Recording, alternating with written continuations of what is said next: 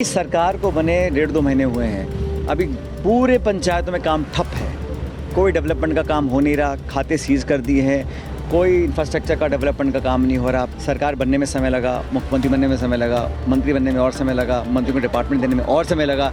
तो ये जो कन्फ्यूजन चल रहा है, इससे कहीं ना कहीं विकास प्रभावित हो रहा है। कांग्रेस पार्टी की तैयारियाँ हैं, वो पुरजोर शोर ऑलरेडी चालू हैं।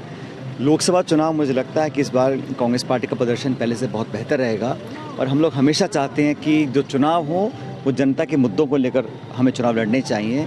और बीजेपी को अपने 10 साल उनको हो गए सत्ता में, लगातार पूर्ण बहुमत की सरकार 2 बार बनी है। इस 10 साल की जो रिपोर्ट कार्ड है उसके आधार पर जनता के बीच में जाना चाहिए।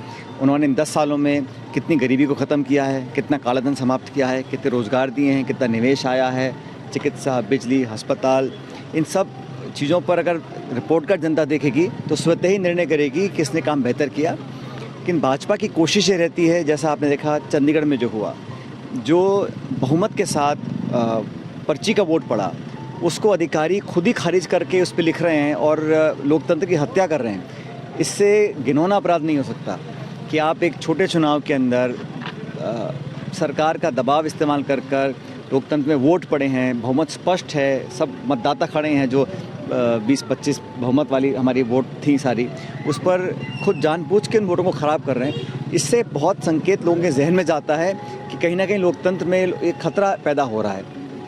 मैं मानता हूं कि 70 साल में जिन संस्थाओं को अलग अलग सरकारों ने पोषित किया है, उन संस्थाओं को मजबूत बना रखना हम सबकी जिम्मेदारी है। सरकारें आती जाती रहती हैं, लेकिन इस देश का जो लोकतंत्र है, इस देश की जो संस्थाएं हैं, उनसे अगर जनता का विश्वास उठ जाएगा तो बहुत बड़ा, मैं समझता हूँ, नुकसान देश का, समाज का होगा। इसलिए 10 साल के रिपोर्ट कार्ड पर चुनाव लड़ने जाने चाहिए।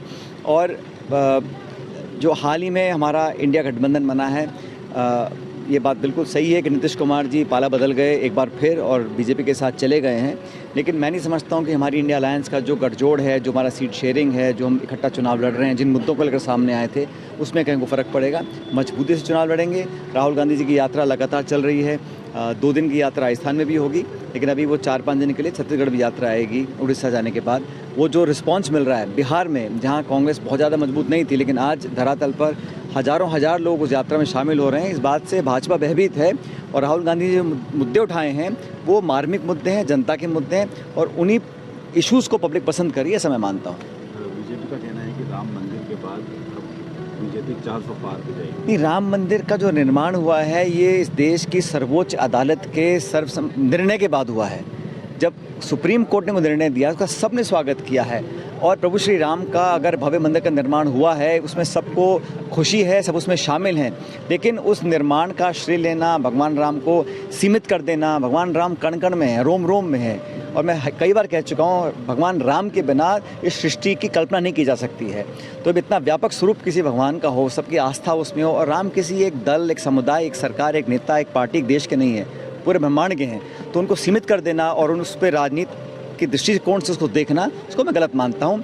इसलिए पब्लिक इश्यूज़ को लेके जज्बातों से परे हटकर वास्तविकता में चुनाव लड़ें, मुद्दों के आधार पर, इश्यूज़ के आधार पर चुनाव लड़ें। और कांग्रेस पार्टी का परफॉर्मेंस राजस्थान में बहुत बेहतर होगा इस बार। विधानसभा चुनाव में पार्टी को हार मिली, तो अब क्या मुद्दे हैं जिनके बीच लोकसभा? अभी सरकार को बने 1.5-2 महीने हुए हैं। अभी पूरे पंचायतों में काम ठप है। कोई डेवलपमेंट का काम हो नहीं रहा, खाते सीज कर दिए हैं, कोई इंफ्रास्ट्रक्चर का डेवलपमेंट का काम नहीं हो रहा। पुरानी सरकार के जो काम हमने सैंक्शन किए वो रोक के बैठे हुए हैं। सरकार बनने में समय लगा, मुख्यमंत्री बनने में समय लगा, मंत्री बनने में और समय लगा, मंत्री को डिपार्टमेंट देने में और समय लगा।